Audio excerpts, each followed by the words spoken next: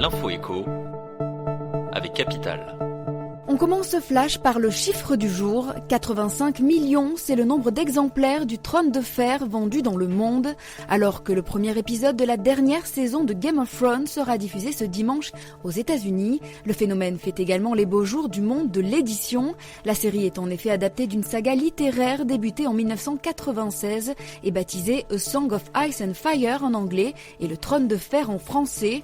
Les 5 tomes de 1000 pages de George Martin ont connu un regain de vente en librairie après le succès mondial de la série. Les ventes ont atteint 85 millions d'exemplaires dans le monde et 4 millions seulement en France. Le coup de gueule du jour pourrait être poussé par les proches de Carlos Ghosn, alors que son entourage crie au complot depuis son interpellation au Japon. Des révélations du JDD de ce 14 avril pourraient apporter de l'eau à leur moulin.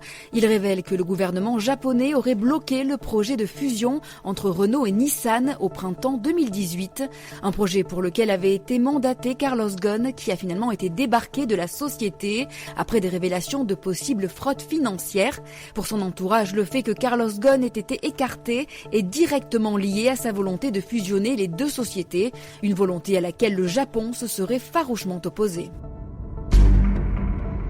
L'info pratique capitale concerne le RSA. Attention, si vous touchez le RSA et que vous vous faites aider financièrement par votre famille, privilégiez le liquide au chèque ou au virement. En effet, le dernier bilan d'activité des délégués du Défenseur des droits en Alsace alerte sur des situations qu'ils jugent ubuesques. En pratique, des bénéficiaires du RSA se verraient retirer leur allocation à cause du versement de petites sommes d'argent régulières, notamment de leur famille, des sommes que la CAF voit virer sur leur compte et qu'elle considère donc comme un revenu supplémentaire. Le département du Haut-Rhin assure de son côté que pour perdre complètement le bénéfice du RSA, il doit être constaté une aide mensuelle familiale au montant du RSA, soit 559 € au 1er avril 2019. Et on termine par une mauvaise nouvelle. Le rêve d'une maison de 450 mètres carrés pour 13 € a été brisé par l'autorité de régulation des jeux en ligne. L'Arjel a décidé ce 11 avril de mettre fin au jeu concours permettant de remporter ce luxueux gîte de 7 hectares situé en Dordogne. Alors que le concours avait enregistré 19 000 participations en 10 jours, l'autorité a estimé que le concours était tout simplement illégal.